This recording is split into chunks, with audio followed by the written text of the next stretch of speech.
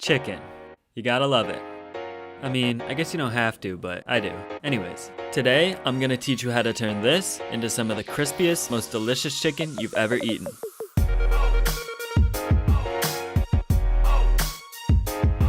If you're new here, make sure to subscribe and hit the bell icon to be notified whenever I post new videos. I make lots of recipe and tip videos to help home cooks like you take your cooking to the next level.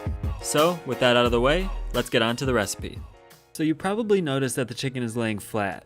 This is a technique known as spatchcocking, and it helps to increase the surface area for seasoning and browning. It'll also decrease the cooking time and give us a beautifully cooked, extra crispy chicken by the time we're done. So we're going to start by breaking down the chicken and salting it. I recommend using a carving knife if you have one, but if you don't, just make sure to use something sharp and sturdy enough to cut through the chicken. Ideally, you'll want to do this about 24 hours before you plan to cook the chicken to allow the salt to penetrate all the way through. This will also allow time for the skin to dry out, which will help the chicken to get extra crispy when roasted. To start off, simply find the backbone and make 2 cuts down the length of the chicken on either side of the spine to remove it. Make sure to save the backbone because it'll help to make a great homemade chicken stock once you collect enough spare chicken parts. I like to keep a bag of leftover chicken parts in my freezer for that exact purpose. I'll make a video in the future explaining how I make stock for anyone who might be interested. It's pretty amazing how much better the flavor and texture is compared to store-bought stock, so I highly recommend making your own. Anyways, so let's get back to the recipe. Next, you'll just want to remove any other giblets and gobbledygook that might be left in the chicken. I like to just rinse off the chicken after this step too to clean it up a bit. So now that the chicken's all cleaned up, just make a small cut in the middle near the collar area and press down on both sides to flatten out the bird. Now transfer the chicken skin side down to a baking tray lined with a wire rack. This will allow the chicken to dry out even more efficiently. We actually want the chicken to dry out somewhat because any excess moisture on the surface of the chicken is going to prevent it from getting crispy. So again, since we want the surface as dry as possible, we're going to pat down the chicken with a paper towel before salting it. Don't worry though. This is only going to dry out the outermost surface, so the inside of the chicken will still end up nice and juicy when it's all said and done. Feel free to salt the chicken pretty liberally since this is the only time we're going to add salt in this recipe. Also, the salt will penetrate relatively deep into the chicken over the course of the next day as it rests. When the bottom is done, flip it over, pat the skin side with a paper towel, and salt that side as well. Now that it's salted, we're just going to place it in the fridge until we're ready to cook it. Also, I like to tuck the wingtips under like so to prevent them from burning as they cook. Now you don't want to wrap it up or anything here because we want to allow the skin to dry out as much as possible. I like to at least cover it with a paper towel though so I don't have to stare at a raw chicken every time I open my fridge. So, now that the preparation is done, I'll see you all tomorrow when it's time to cook the chicken. Alright, so it's been about 24 hours and we're back. So the only thing we're going to do before we cook it is add a bit of pepper. We'll add some more spices later, but we don't want them to burn before the chicken gets cooked all the way through, so we're going to wait a bit before we add them. Now I'm just going to dab the skin side again with a paper towel to remove any liquid that was brought to the surface by the salt. So now let's just head over to the stove and start the cooking process.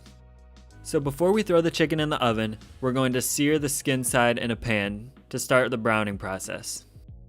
So slowly preheat your pan over medium heat and set the oven to 425 degrees. We want the pan to get pretty hot so that we can brown the chicken a bit and start to develop some nice flavor before it goes into the oven. So once the pan is heated a bit, add some extra virgin olive oil and turn up the heat to medium-high. You don't need a lot of oil, just enough to barely coat the bottom of the pan. When the oil is shimmering, place the chicken in the pan skin side down and sear for about 7 to 8 minutes until the skin is a nice golden brown color. It's important to use a heavy bottomed pan like cast iron or stainless steel as I'm using here so that the pan doesn't cool down too much when you add the chicken. You'll probably need at least a 12-inch skillet for this step, which is what I'm using here. Any smaller than that and your chicken may not fit. If you don't have a big enough skillet, it's not the end of the world if you have to skip this step.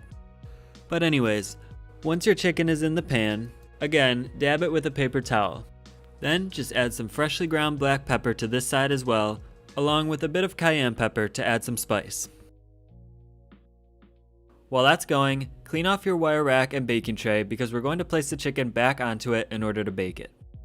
So, once the skin is golden brown, take your tongs and carefully transfer the chicken back to the wire rack lined baking tray. Be very gentle here because the oil can splatter and burn your hand if you're not careful. And you also don't want to tear the chicken apart as you move it. Now just place the chicken in the oven and allow it to bake for 35 minutes. To ensure even cooking throughout, you want to place the chicken in leg side first. The legs and thighs take longer to cook than the breasts do, so you want them in the back of the oven since that'll be the hottest part. So while that starts cooking, we're going to go ahead and make a simple herb salsa to spread on the chicken before we finish roasting it. Add about a half a cup of extra virgin olive oil to a bowl, along with 1 teaspoon each of dried or fresh rosemary, thyme, and oregano. Now just stir the sauce until all of the herbs are nicely submerged. I'm using fresh rosemary here and dried thyme and oregano just because that's what I had on hand. Robust herbs like these all hold up quite well when dried, so it won't make a huge difference whether you use fresh or dried herbs. Then squeeze the juice from about half of a lemon. This will brighten up the sauce, and since we'll apply it to the whole surface of the chicken, it'll really add some nice acidity to the dish. Now just mix well to emulsify the sauce. You'll see the sauce turn from clear to a slightly foggier white color, and at this point you know it's well emulsified. So after about 40 minutes, it's time to take the chicken out of the oven to apply the herb salsa. You can see that the chicken has already started to take on some nice browning at this point. So, just apply the herb salsa over the entire surface of the chicken. It's important to wait until this point to apply the salsa so that the herbs don't burn before the chicken gets cooked all the way through. I'm just going to top it with a bit more cayenne pepper as well to give it a little bit of spice. And now we're going to put it back in the oven, leg side first again, for approximately 20 more minutes. Keep in mind, cooking times can vary quite a bit depending on your oven and the size of your chicken, so make sure to keep an eye on the chicken during this period. You can tell that it's done when the juices from the thigh run clear when poked with a toothpick. Or better yet, if you have an instant read thermometer, cook until the thickest part of the breast registers 165 degrees and the thickest part of the thigh registers 175 degrees. After you remove the chicken from the oven, make sure to wait at least 10 minutes before cutting into it. If you cut into it too early, you'll end up losing a lot of the flavorful juices from the chicken.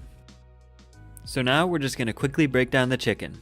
Using your carving knife, just find the location where the thighs meet the body of the chicken and cut them off. Then cut the entire body of the chicken in half.